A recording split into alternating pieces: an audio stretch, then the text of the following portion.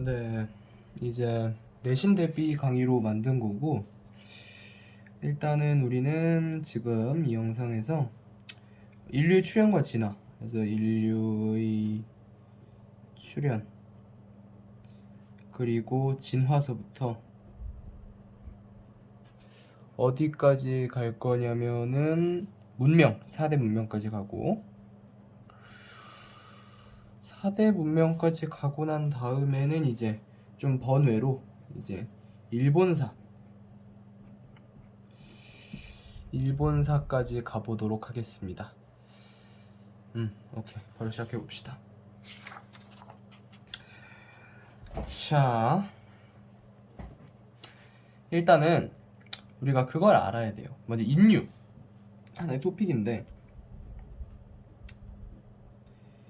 인류가 어떻게 생겨났고, 또 이제 어떻게 쭉 진화를 해 나갔는지에 대해서 알아야 되는데, 시기를 크게 네 가지로 구분할 겁니다. 시기가 첫 번째가 400만 년 전, 그리고 나서 180만 년 전,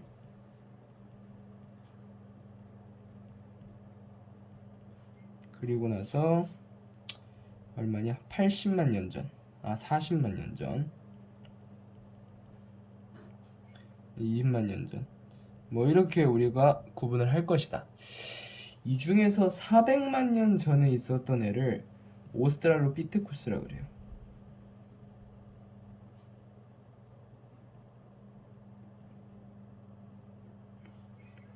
180만 년 전에 있었던 친구를 이제 뭐라 그러냐면은 호모 에릭투스라 그럽니다.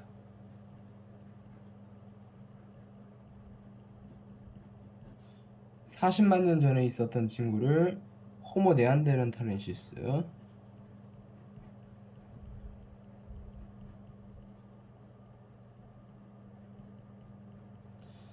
(20만 년) 전에 있었던 애를 호모 사피엔스라 그럽니다.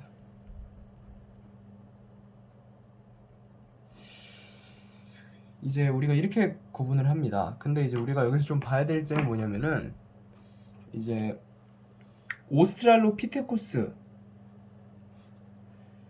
얘가 뭐냐? 바로 남방의 원숭이란 뜻이다. 그러니까 일단 원숭이잖아요, 이름이. 굉장히 옛날이라는 걸 알 수 있는 거죠. 요새 사람한테 이제 원숭이 씨 반갑습니다, 그렇게 얘기하면 이제 몽둥이 찜질을 당하죠. 그러니까 얘는 옛날 인류다, 이렇게 좀 보면 되겠습니다. 호모 에렉투스라는 거는 원숭이로부터 일단 벗어난 거예요. 에렉트 자체가 뭔가 서다, 그런 의미를 가지고 있습니다. 그래서 I am erect 이렇게 얘기하면은 이제 조금 좋지 않은, 뭐 좋지 않은 건 아니지만 좀 오해의 소지가 있는 그런 발언이 되죠. 나는 섰다, 뭐 이런. 어쨌든 이 서다, 즉 원숭이였다가 섰다, 그러니까 이게 에렉트가 그런 뜻이기 때문에 남방의 원숭이란 뜻이다. 남방의 원숭이, 남방의 원숭이에서 벗어났던 의미로 좀 받아들이면 된다는 겁니다. 그 다음에 네안데르탈렌인데, 이것도 외우기 쉬워요. 왜 네안데르탈렌이 이제 호모사피엔스랑 대결을 하지 않았습니까? 누가 이겼어요? 얘네가 이겼단 말이에요, 호모사피엔스가. 그렇기 때문에 네안데르탈렌이 다음에 나오는구나, 그 다음에 호모사피엔스구나, 그거를 좀 알면 됩니다. 그리고 나서 조금 좀 디테일하게 들어가면은 이제 한 일이 뭐냐, 얘는 놀랍게도 얘도 두 발로 서긴 했습니다. 그러니까 완전히 일어난 거예요, 얘가. 그게 좀 다른 겁니다. 그래서 얘는 간단한 도구, 그죠? 간단한 도구를 사용했고, 그리고 나서 아주 간단한 도구를 사용했고, 이 두 발로 서서 걷긴 했다. 근데 이게 두 발로 서서 걸은 거랑 완전히 직립보행하는 건 달라요. 얘는 이제 완전한 직립보행이거든요. 그러니까 그죠? 좀 다릅니다. 조금 달라요. 내신도 둘 다 같은 1점대지만 1.98인 애랑 1.0인 애랑 내신 등급이 다르죠. 두 발로 선 거랑 완전한 직립보행 한 거랑 좀 다른 의미다. 그리고 나서 좀 더 발전된 도구를 썼다. 근데 뭐 이런 거는 사실 좀 시험에 내기가 그래요. 뭐 좀 헷갈리잖아요. 그래서 바로 호모 에릭투스만의 완전한 특징이 있는데, 바로 그게 뭐냐면 언어와 불이다. 언어와 부를 호모 에릭투스 때 처음으로 사용했다. 그런 걸 알고 있으면 됩니다. 뭐 인도네시아의 자와라든지 뭐 베이징 그래서 이런 데서 주로 발견된다라는 거고 뭐 이런 걸 시험에 내면은 뭐 말 다 한 거죠. 해가지고 네안데르탈인 시선 딱 하나만 기억해라. 시체 매장. 이 사람을 묻었거든요. 근데 이거의 의미를 좀 잘 생각을 해야 돼요. 사람이 죽었는데 얘를 갖다 이렇게 묻었다는 건 뭘 의미하는 거냐면은 십자가를 꽂진 않았겠지만 사후 세계에 대한 개념이 있었다. 뭐 이런 생각을 가질 수 있어야 된다는 거예요. 왜냐면 그냥 사후 세계에 대한 뭐 죽음 땡 그러면 그냥 어머니가 뭐 어머니라 그러면 좀 논란의 소지가 있을 수 있고 친구가 죽었어요. 그럼 그냥 저기 바닥에 던지거나 멀리 그냥 안 보이는 데로 치워놨겠지만 이게 묻었다 뭐 이런 걸 봐서는 사후 세계에 대한 개념이 있었구나 뭐 이렇게 생각하면 되겠습니다. 호모사피엔스는 이제 대표적인 애들이 크로마뇽인 대표적으로 크로마뇽인이 제일 대표적입니다. 크로마뇽인 그 다음에 상동인.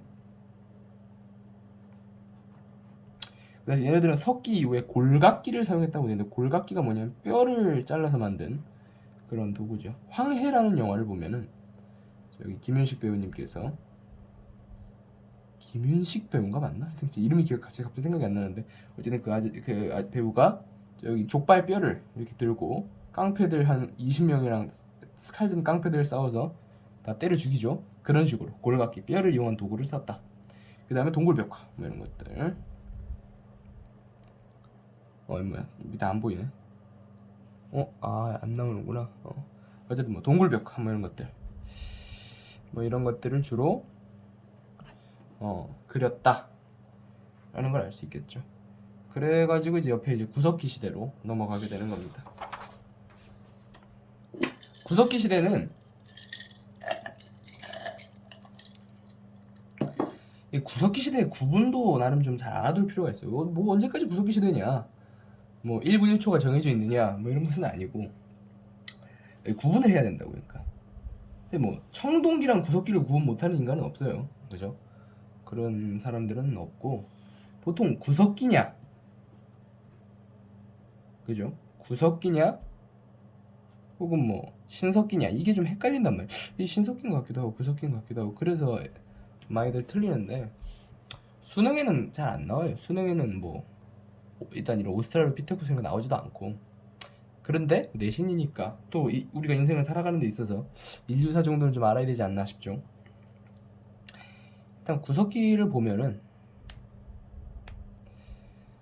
가장 중요한 게 뭐냐, 일단 시기만 먼저 얘기를 하면은 인류가 처음 나왔을 때부터 1만 년 전까지 1만 년 전까지를 구석기 시대로 보고 신석기 시대는 그 이후겠죠. 그 이후서부터 뭐 몇 년까지 여기 있을 겁니다.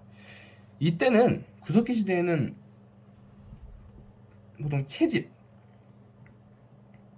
채집이라든지 뭔가 이제 뭐 수렵 뭐 이런 것들을 주로 했단 말이에요. 채집이나 수렵 그런 것들을 좀 보면 된단 말입니다. 채집이나 수렵. 그리고 나서 동굴이나 막집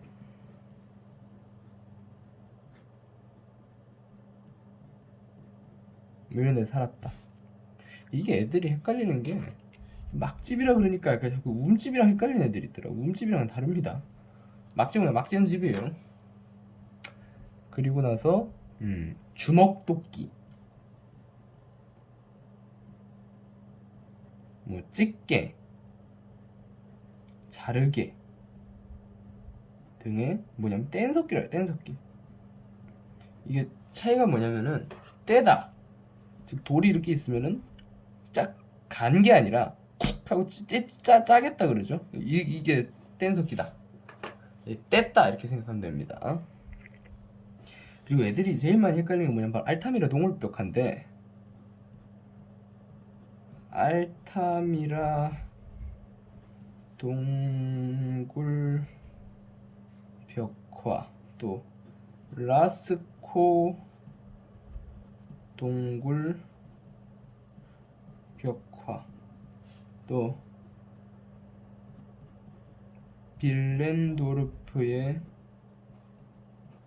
비너스 뭐 이런 것들이 있는데, 뭐 학생들 중에서 몇몇 학생들이 이런 유물들이 나왔을 때 왠지 이게 좀 발전돼 보이니까 이거 신석기가 아닐까 이런 생각을 하는 경우가 있죠. 근데 사실 그게 아닌 이유가, 이 알탐 생각을 해봅시다. 내가 뭐라 그랬죠? 구석기 때 채집이나 수렵한다 그랬죠. 이 알탐이라 동굴벽화나 라스코 동굴벽화에 주로 뭘 그렸느냐? 그림 물어보나 뭘 그렸습니까? 그냥 뭐 사냥, 왜 동물들 왜 동물들. 그러니까 사냥의 성공을 기원하기 위해서 이런 벽화들을 그린 거란 말이야. 라스코 동굴벽화라든지 알타미라 동굴벽화 같은 것들을. 이런 것들로 미뤄봤을 때, 지금 얘네들은 다 구석기랑 관련된 거구나를 이게 좀 이해를 해야 됩니다. 얘네들은 다 구석기랑 관련됐구나. 왜냐면 동물들을 그려서 사냥에 수렵에 성공을 빌었기 때문에 그걸 좀 이해를 했으면 좋겠고, 또 빌렌도르프의 비너스라는 게 있는데, 얘는 이제 말하자면 아주 뚱뚱하고, 지금 사진을 제가 지금 첨부할 수 없기 때문에 말을 하면 뚱뚱하고 이렇게 좀 아주 뭐좀 짱이 이런 뚱뚱한 여성상인데, 나치의 여성상인데, 이런 것들이 이제 다산의 상징이었다는 거죠. 이런 것들을 굳이 풍요와 다산의 상징을 만든 것도 다 구석기 시대라는 시대적 상황에 관련이 있어요. 이때 당시 농경 시작 안 됐기 때문에 상당히 먹고 살기가 힘들었겠죠. 오늘 당장 와이프한테 뭐 물고기 잡아줘야 되는데 실패했으면은 와이프가 굶으면 마른단 말이에요. 그러다 뭐 죽을 수도 있고, 그죠? 그런 것들에 있어서 굉장히 싫고, 오히려 그런 것보다 이렇게 뚱뚱하고, 그죠? 통통하고 이런 여성들이 좀 풍요와 이런 걸 상징했을 거란 말이죠. 그래서 그런 거랑 다 연결 지어보면은 뭐 쉽게 무슨 말인가 이해할 수 있을 것이다 라는 겁니다. 그리고 나서 이제 신석기 시대의 생활. 그러니까 이제 구석기랑은 다르죠. 신석기는 엄연히 당연히 해가지고 이게 신석기 시대가 또 뭐랑 걸리냐면 빙하기가 끝납니다. 이때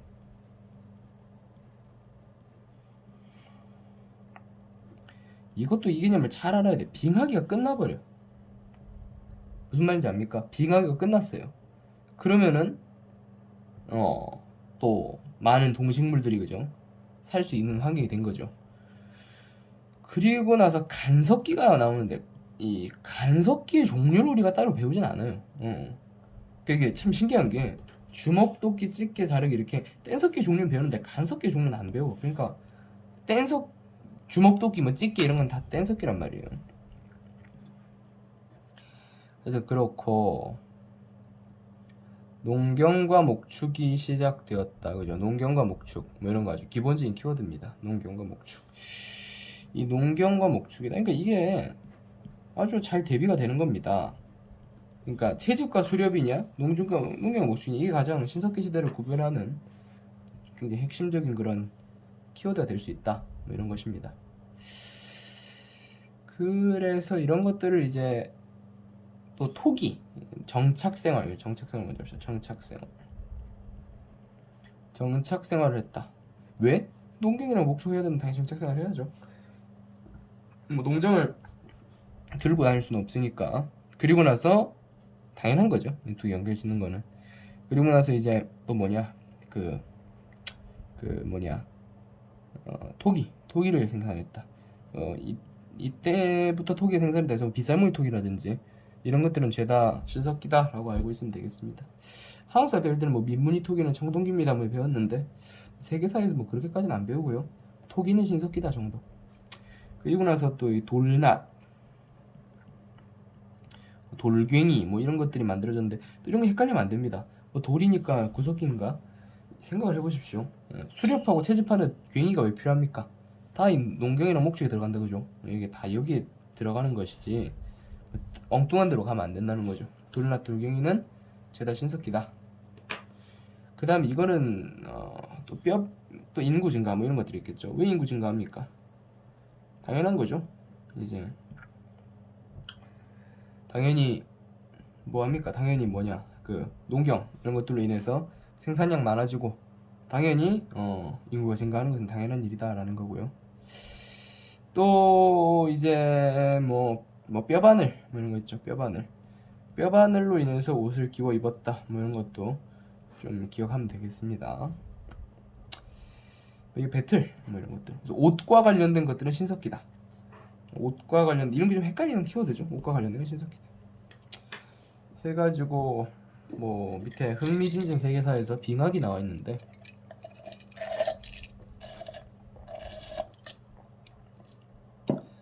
1만 년 전 마지막 빙하기가 끝났다 그죠? 후빙기라 그러는데 하나 이게 빙하기 종료했단 말은 뭐예요? 구석기 땐 뭐라는 거예요? 구석기 땐 빙하기란 얘기죠.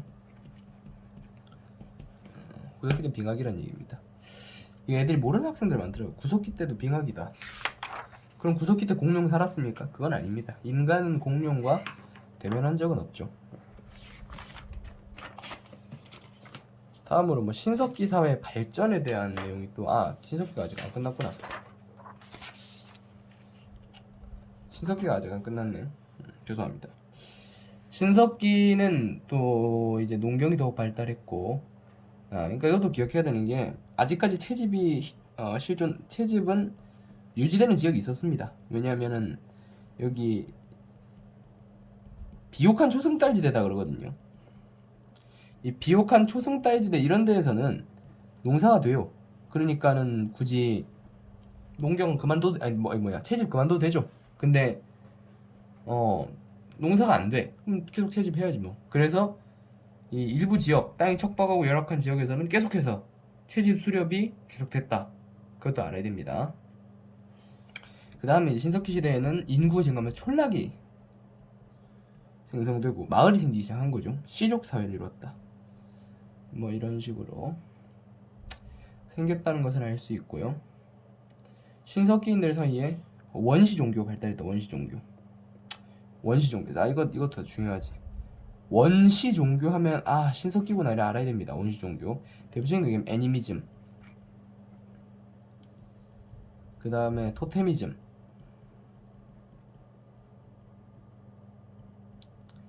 샤머니즘.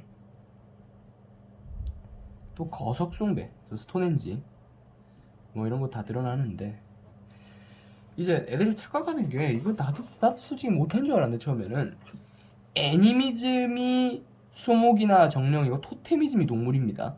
애들이 애니멀인 줄 알고 애니미즘이 동물이다 근데 틀렸습니다. 애니미즘이 뭐 이제 초목이라든지 커다란 바위를 숭배한다든지 그런 게 애니미즘이고 토테미즘이 동물이다. 샤머니즘 무당이고 거석은 말 그대로 큰 돌을 숭배하는 것이고요. 그 다음에 이제 내가 말했다시피 여기 라스카 동굴벽화 뭐 이래 얘기했죠. 라스카 동굴벽화 있었다. 또 알타미라 동굴. 알카타라는 뭐 저기 이슬람 쪽이고 알타미라 동굴벽화 있었다 뭐 이렇게 얘기했는데 여기는 뭐가 있냐면 타실리나제르 뭐 이걸 외울 필요는 없습니다만 타실리나제르 동굴벽화가 있습니다. 왜 이게 있냐면은 벽화를 보면 달라요. 라스크 동굴벽화를 보면은 동물이 그려져 있습니다. 동물. 커다란 이런 똥똥한 말이 한 마리 그려져 있고 신석기 시대 타실라제르 동물벽화에는 소에게 먹이 주는 장면이 그려져 있습니다. 두 개가 다른 거죠, 그죠? 뭐 그래 보면 되겠습니다. 뭐 사실 뭐 옛날 중국사 나가던 스피드였으면은 지금 20분 다 됐는데 뭐한 5분 만에 끝낼 수 있는데 다룰 내용이 많지 않기 때문에 천천히 하겠습니다. 문명 발생이다. 해가지고 중국 문명 봤을 거예요. 상나라까지는. 그래서 오늘은 이제 인도, 그다음에 이집트, 메소포타미아까지 보고 일본사를 정리하고 마무리하면 될 것 같은데 이제는 그죠? 나는 그냥 이거 딱 이렇게 하면 딱 간단해요. 네 토막을 내면 됩니다. 네 토막을 내가지고 네 토막을 내서 여기다가는 메소포타미아 정리하고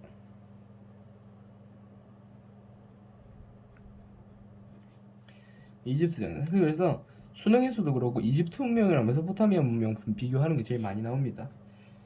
그거 외에 뭐 소아시아는 거의 못 봤고 인도도 거의 못 봤던 것 같아요. 수능에서는 최소한 그렇습니다. 보자고요. 이 메소포타미아다. 메소포타미아가 제일 오래됐습니다. 메소포타미아가 약 기원전 BC 3500년경에 처음 만들어졌고, 참고로 여두면 이집트가 3000년, 인도가 아마도 내가 보이진 않지만 2500년 정도, 소아시아도 뭐 그쯤 될 겁니다. 이 메소포타미아가 제일 오래됐어요. 근데 이거 어떻게 기억하면 되냐면은 이제 간단하게 강부터 기억합시다. 티그리스 강과 유프라테스 강. 이 티그리스 강이랑 이 유프라테스 강이다. 두 개 강입니다. 메소포타미아 강 그러면 안 돼요. 티그리스 강, 유프라테스 강이고, 우르, 라가시 등의 도시를 세웠다. 우르나 라가시. 이 약간 토르 같은데 보면은 This hammer is made with ur 이렇게 얘기하죠. 그 우르가 여기서 나왔습니다. 실제로 마블 코믹스에서 상당히 많은 그런 이런 옛날 과거 문명이 있었던 언어들을 재사용한 경우가 많아요. 대표적으로 그만하겠습니다. 시험에 나오는 얘기가 아니니까. 그래서 메소포타미아는 불규칙한 강의 범람이 됩니다. 불규칙한 강의 범람. 이거 하나만 기억을 해도 거진 뭐 다 해결이 돼요. 불규칙한 강의 범람이다. 왜 불규칙한 강의 범람이 중요하느냐? 이걸로 인해서 많은 게 발생됩니다. 이걸로 인해서 일단 기본적으로 변해로 신권 정치 제기하다. 이건 대부분 다 비슷해요. 어디 문명을 가든 간에 다 신권 정치는 합니다. 뭐 신권 정치 안 하는 데는 없고 대부분 신권 정치 하는데, 불규칙한 강의 범람이 있다 이렇게 얘기했습니다. 무슨 말이냐? 불규칙한 강의 범람이라는 게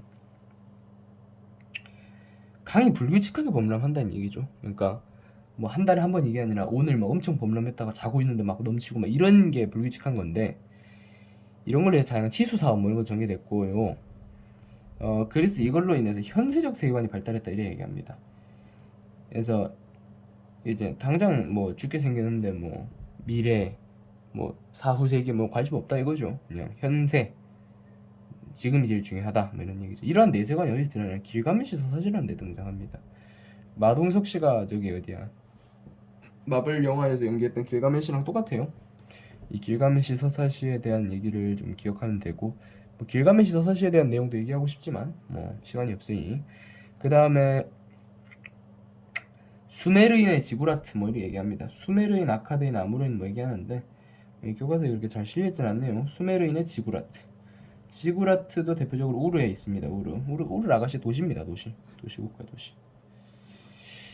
하여튼 뭐 그렇습니다. 그러고요.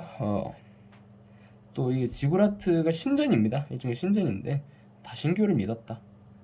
유일신 믿은 데 있습니까? 이집트가 그렇습니다. 이집트 다신교인가? 그 잘못 말했습니다. 그죠? 다신교를 믿었고, 그리고 나서 점성술과 천문학 뭐 이렇게 얘기하죠. 점성술. 뭐 점성술은 많이 발달했죠. 저기 이제 중국에서 점성술 얘기하고요. 태음력, 이집트 태양력, 이집트 태양의 나라죠. 그다음 60진법 이렇게 얘기합니다. 그다음에 쇠기 문자 사용했다. 이런 것들, 쇠기 문자. 이 문자들이 다 다르거든요. 이집트 다르고 메소포타미아 다르고 중국도 각본을 배웠죠. 저번 시간에. 뭐 그런 것들 뭐 알아야 되고. 아카드인, 그죠? 그래서 이것도 그냥 번외로 좀 기억하면 좋은데, 이 순서가 아까 수메르인이죠. 수메르인을 아카드인이 이기고 아카드인을 아무르인이 이깁니다. 해가지고 이런 식으로 계속해서 넘어가고요. 여기서 이제 바빌로니아 아무르인이 바빌로니아 왕국을 건설하는데, 이 기원전 18세기인가 기원전 1800년경에 메소포타미아 전 지역을 다 통일한다. 그리고 나서 이때 무슨 법전을 편찬하냐면은 함무라비 법전이라는 것을 편찬합니다. 함무라비 법전을 편찬한다. 함무라비 법전이다. 노래는 돈 이해는 유명하죠. 예컨대 노예가 자유인의 뺨을 때리면 그 귀를 자른다. 최근에 저희 학교에도 폭력 사건이 있었는데 귀를 자르게 되겠죠, 그죠? 때렸으니까 귀 없이 돌아다녀야 됩니다. 뭐 그런 일이 생깁니다. 그러나 바빌로니아 왕국도 기원전 1500년경 히타이트에 침략받아 멸망했다. 왜 멸망했느냐? 그랬더니 왜 망했어요? 1500년경에 BC입니다. 물론 히타이트에 침략받았습니다. 히타이트는 소아시아에 있는 작은 나라인데, 좀 이따 이거 소아시아 파트 공부하면 배울 겁니다. 히타이트에 의해서 멸망하게 되었다라는 걸 알고 있으면 됩니다. 다음으로 이제 이집트 문명입니다. 이집트 문명인데 이집트 문명이고 이제 이집트를 우리 얘기할 건데요. 이 나일강 유역에서 이집트 문명, 이건 나일강입니다. 나일강. 이집트 나일강은 모르면 뭐 공부 때려쳐야죠, 그죠? 나일강이란 얘기고 이 통일왕국이 성립되었다. 그러니까 여기는 되게 통일왕국이 성립된 시기, 여기는 그러니까 바빌로니아 좀 가야 되는데 여기는 그냥 통일왕국이 바로 돼버려요. 그래서 여기는 안 배우지만 배우나 고왕국, 중왕국, 신왕국. 어쨌든 나일강에서 통일 제국이 빨리 됩니다.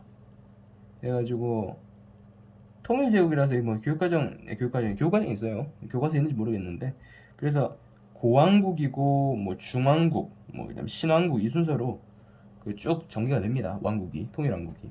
이집트 종교 다신교네요, 그죠? 제가 그 유일신 믿는다고 잘못 얘기했는데 다신교고 특히 태양신을 숭배합니다. 그래서 이집트 파라오라 그러죠. 파라오가 태양신의 아들이란 뜻이죠. 신권 정치다. 그래서 이 이집트랑 메소포타미아 문명은 둘 다 다신교고 신권 정치했다. 뭐 이 정도는 공통점을 알아두면 좋습니다. 그 다음에 이제 그리고 둘 다 신분제 있었습니다. 신분제 있었습니다.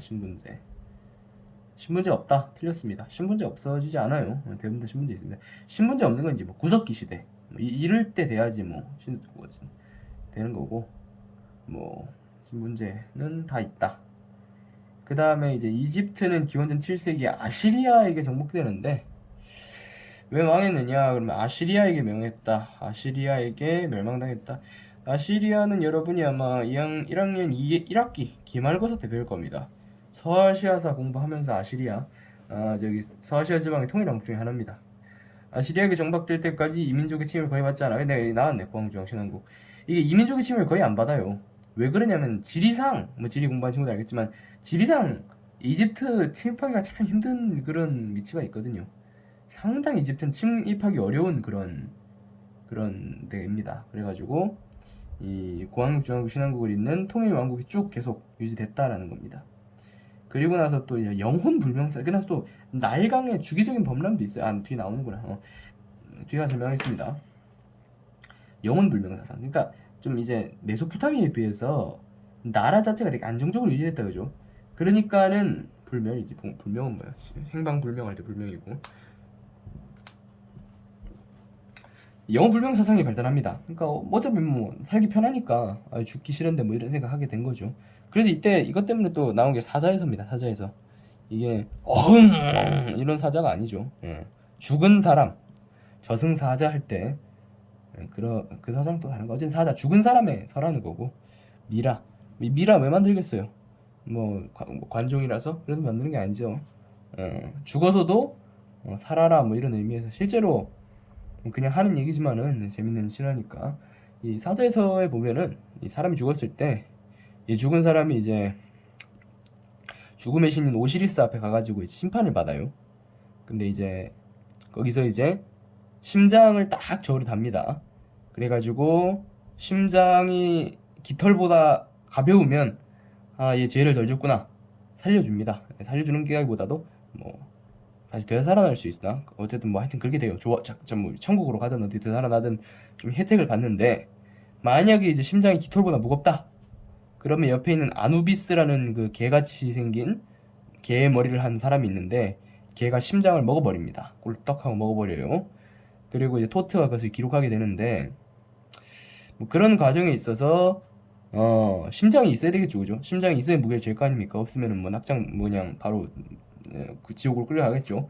그래서 실제로 미라 만들 때도 다른 장기들은 뭐 부패의 위험 때문에 다 제거해서 따로 통에 담아놨다 하죠. 심장만은 그대로 인체에 보존해놨다라는 겁니다. 그거를 좀 기억해놓으면 좋을 것 같고 뭐 딴 데를 좀 셌습니다. 근데 그리고 나서 나일강의 주기적인 범람을 땅에 비우겨졌다. 나일강, 티그리스강, 브레스강 다릅니다. 얘네들은 근데 불규칙적으로 범람하면 얘는 굉장히 규칙적으로 범람합니다. 그래가지고 이제 나일강의 선물이 달렸대요. 누가? 헤로도토스라는 사람이 있는데 헤로도토스라는 사람이 나일강의 선물이다 이렇게 얘기합니다. 이런 것으로 인해서 천문학이 발달해. 천문학. 또 태양력이 발달한다. 왜냐면 할 일이 없잖아요. 나라가 잘 돌아가니까 주기적으로 범람해가지고 태양력 발달하고 측량술과 기하학이 발달했단 말이죠. 왜 측량술과 기하학은 왜 발달했습니까? 물어보면은 나일강이 주기적으로 범람을 합니다. 그것을 정확하게 측정하면 측정할수록 좀 산에도 이럴 거 아니에요. 그래서 측량술과 기하학이 발달했다는 겁니다. 또 수학은 10진법 뭐랑 비교해야 되겠습니까? 메소포타미아 60진법이랑 비교해야 되겠죠. 그리고 나서 의학, 왜 의학 발달했나? 미라 만드는 과정에서 어떻게 하면 안 섞여 보존할 수 있을까? 또 상형 문자, 아까 메소포타미아 쐐기 문자죠, 그죠? 상형 문자 어디에? 파피루스에.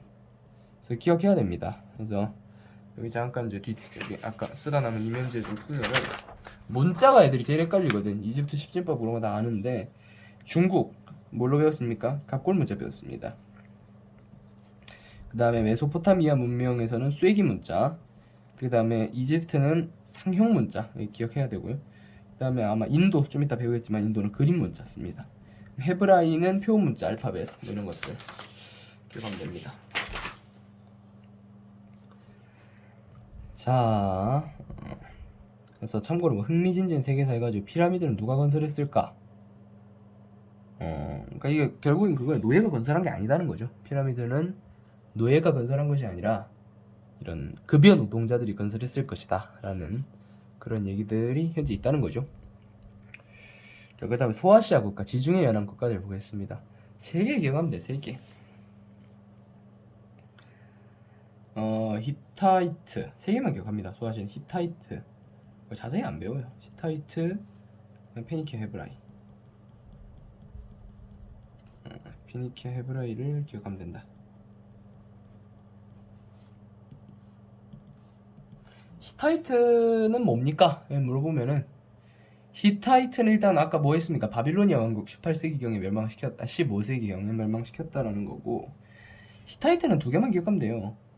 메소포타미아 멸망, 메소포타미아의 바빌로니아. 이 바빌로니아를 15세기경, 기원전 15세기경 멸망시켰고, 뭘 주변으로 딱 했느냐? 철기를 사용했다. 히타이트 하면 철기예요. 가야 철기처럼 히타이트 하면 철기인데, 이 철기를 바탕으로 해가지고 또 바빌로니아 왕국 멸망시킨 것은 물론 또 이집트랑도 대립을 할 정도로, 이집트 상당히 이제 안정적이고 거대한 왕국 건설됐다 얘기했는데, 이집트와 또 딱 대립을 할 정도로 그렇게 많이 발전한 국가가 아닐 수 없다, 뭐 이렇게 알고 있으면 되겠습니다. 그 다음에 이제 페니키아 나오죠, 그죠? 페니키아가 나오는데, 페니키아는 딱 기억해야 될 게 해상무역이다. 지중해랑 흑해를 중심으로 한 해상무역을 했다. 무역의 국가입니다. 그리고 나서 카르타고들의 식민도시 얘기하면 되겠고요. 그 다음에 표음 문자. 이 표음 문자가 제가 아까 얘기했다시피 페니키아의 표음 문자가 알파벳의 기원이 됩니다. 후에 굉장히 중요한 역할을 하는 그런 녀석이라고 볼 수 있고요. 헤브라이 같은 경우는 그 헤브라이인이 11세기, 기원전 11세기에 이스라엘 왕국을 세웁니다. 이스라엘 왕국을 세우게 되는데, 이 이스라엘 왕국은 솔로몬 왕 때 전성기를 누린다. 솔로몬 왕 기억하면 돼. 솔로몬 왕 때 전성기를 누린다. 기억해야 될 왕이 하나밖에 없어. 솔로몬 왕. 실제로 나중에 뭐 저기 어디냐, 솔로몬 왕 배우면 되고, 그 다음에 이스라엘은 아시리아에, 뭐 유대는 이게 후에 이제 이스라엘이랑 유대로 갈라지거든요. 여러분들이 흔히 아는 이스라엘, 유대로 갈라지게 됩니다. 갈라지게 되는데, 이스라엘은 아시리아에 무너졌고, 제가 아시리아 나중에 배운다 했어요. 유대는 어디에? 신바빌로니아에 멸망했다. 신바빌로니아도 아마 소아시아서 때 다시 배울 거예요. 그 다음에 헤브라이는 유대교를 창시했다. 유대교는 알다시피 에어컨 껐더니 덥네. 이슬람교와 크리스트교 성립에 아주 큰 영향을 주는 그런 녀석들이 된다라는 거죠. 그래서 그렇게 좀 정리하면 되겠습니다. 소아시아에 대한 이야기들. 인도인데, 인도 한 페이지라. 인도는 아리아인의 이동이라는 것만 잘 기억하면 돼서, 인도는 뭐 인더스강 상류 펀자브 지방이다 얘기했는데, 펀자브 지방 인더스강이다, 뭐 이렇게 기억하면 되겠고요. 하라파와 모헨조다로, 하라파와 모헨조다로라 그랬는데, 이 하라파와 모헨조다로가 뭡니까? 물어보면은 그렇게 답하면 되죠. 하라파와 모헨조다로는 이 드리바다인이 건설된 것으로 추정한다. 드리바다인. 계획도시입니다. 계획도시. 드리바다인이 건설한 것으로 추정하는 계획도시고 뭐 계획도시입니다. 하여튼 뭐 다양한 뭐 시설들이 있었던 계획도시고 주민들은 청동기와 그림 문제, 이게 핵심이 그림 문제, 그림 문제. 청동기. 그다음에 밀과 모리, 밀과 보리 제외했고 물소와 염소 등을 길렀다. 이렇게. 실제로 뭐 요새 인도 소 많이 살죠. 그래서 하라파와 모헨조다로라는 게 서로 다른 도시입니다. 그래서 물길을 통해 연결돼 왕래했고 메소포타미아 지역과 교역이 이루어졌다. 이거 잘 나올 수 있어요. 다음 중 메소포타미아 지역과 교역한 도시는 어디인가? 쓸 때 이제 인도 문명입니다를 얘기해야 된다는 거죠. 그리고 나서 이제 1800년 기원전 1800년경부터 서서히 이제 그 바빌로니아 서서히 이제 바빌로니아가 건설된 시점부터 이제 홍수 뭐 이런 것을 서서히 쇠퇴했다. 그래서 기원전 1500년경에 바빌로니아가 멸망했는데 이 경에 이제 아리아인이 유목민족이거든요. 마치 이제 원나라가 내려온 것처럼 유목민족인데 힌두 쿠시 산맥을 넘어 북인도로 남하하였습니다. 그래서 펀자브 지방을 정복한 제가 말했죠. 여기서 펀자브 지방이다. 펀자브 지방.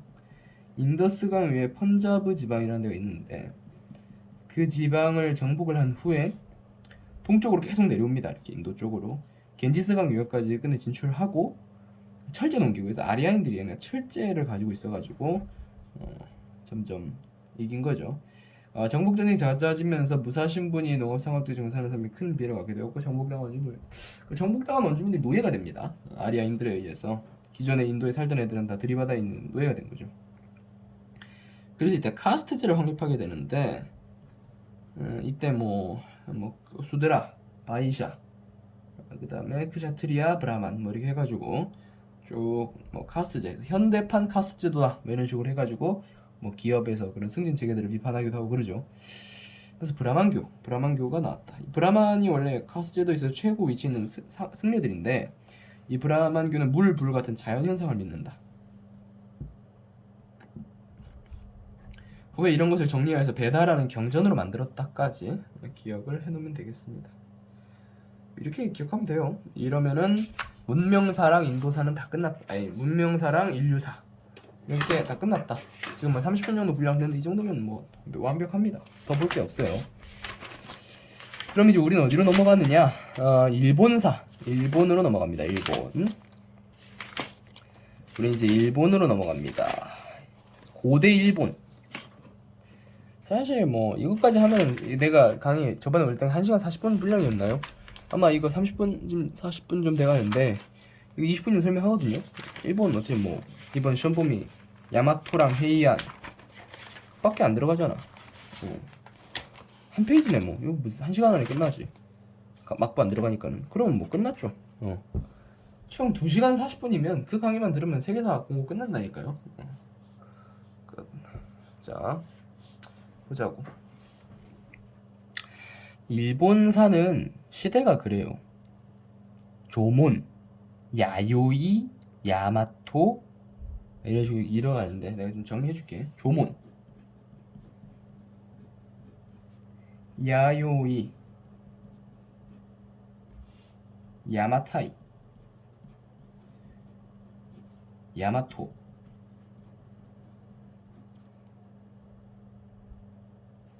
그 다음에 나라,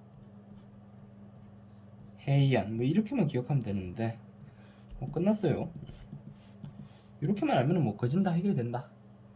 조몬이 뭐냐? 조몬은 신석기 시대다. 쉽게 말하면 신석기 시대. 쉽게 이야기하면 조몬 신석기 시대다. 끝! 뭐 조몬 토기 안 나왔죠? 교과서에 원래 나오는데. 그 다음에 이제 30여 개의 소국 연합체인 아니지 청동기와 벼농사 청동기 철기가 사용된 야요이 시대가 있었고 이거를 지나서는 야마타이국이라고 해서 30여 개의 소국 연합체였다. 이렇게 해가지고 야마타이국이 하나 나오고요. 그 다음에 야마토 정권이라 그러는데 이는 최초의 통일 세력입니다. 야마토 정권은 세력이라고 하고, 이때 당시 또 한 6세기까지 고분 시대, 잉크가 다 달았는데 그냥 설명하면서 쭉 들으세요. 고분 시대가 지금 고분 시대. 이 고분 시대라는 것은 말 그대로 고분이 많이 만들어진 시대인데, 아이고 고분이 많이 만들어졌다 이겁니다. 고분 시대라. 그리고 나서 이제 곧 저거 끝나면은 이제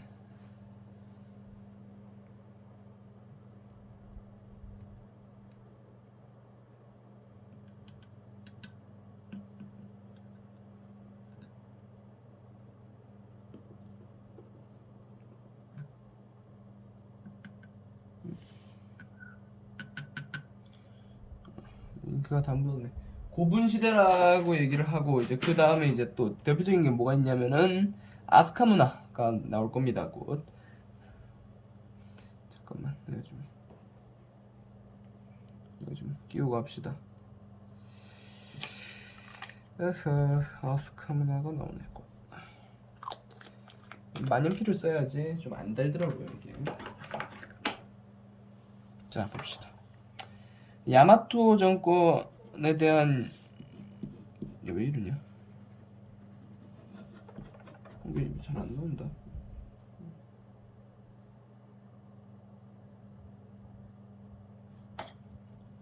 왜 안 나오지? 응? 살짝 좀 상태가 안 좋은데.